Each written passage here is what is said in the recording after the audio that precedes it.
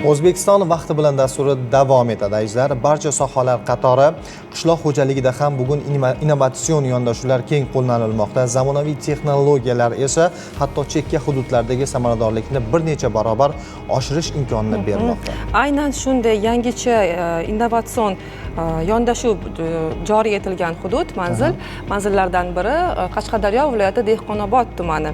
Bu yerda bog'dorchilik innovatsion usullar asosida rivojlantirilmoqda. E'tiborlisi, suv tejovchi texnologiyalar, intensiv bog'lar va yangi agrotexnik yechimlar orqali yuqori hosildorlikka erishilmoqda.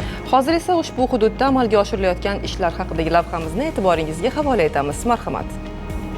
Bilamizki, Dehqonobod tumani Qashqadaryo viloyatining olis tumanlaridan biri hisoblanadi. Ayni paytda biz tumandagi Lalmi yer maydonida tashkil etilgan Bodomzordamiz. E'tiborli jihati esa 17 gektar yer maydoniga aynan mana shu hududni iqlim sharoitiga mos bo'lgan 12 ming tub bodom ko'chatlari ekilgan.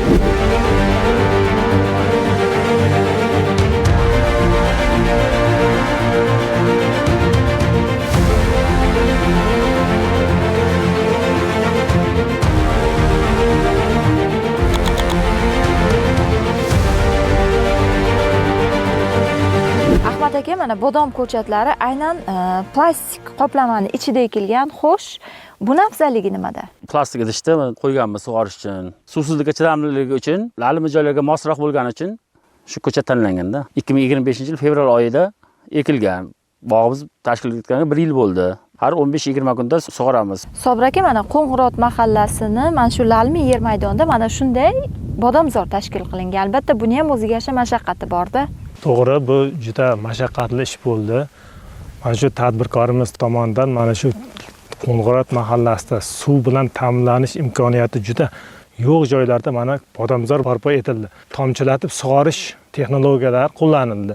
Bu ko'chatni ekilgandan keyin tuttirib olish maqsadida mana ko'rib turgan plastmassa idishlaringizdan keng foydalanib, mana shuni hisobiga shuni sug'orib, mana shu ko'chatlar to'liq tutib olish imkoniyati yaratildi-da suv kam hududlarda.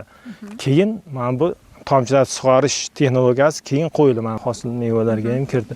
Kelgusi yillarda mana bu ko'chatlar bora-bora hosildorlik oshib boradi. Qancha ko'chat hajmi, shoxlashi rivojlanaversa, buni hosildorlik oshaveradi.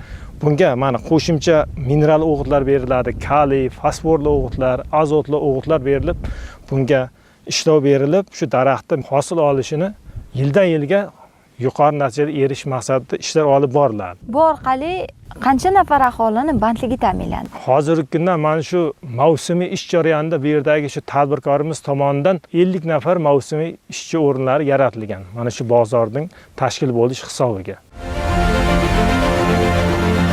Aytish kerakki, Lalmi hududlarda ham samarali ishlar olib borilyapti. Xususan, artizan quduqlar qazilib, tomchilatib va yomg'irlatib sug'orish texnologiyalaridan foydalanilmoqda.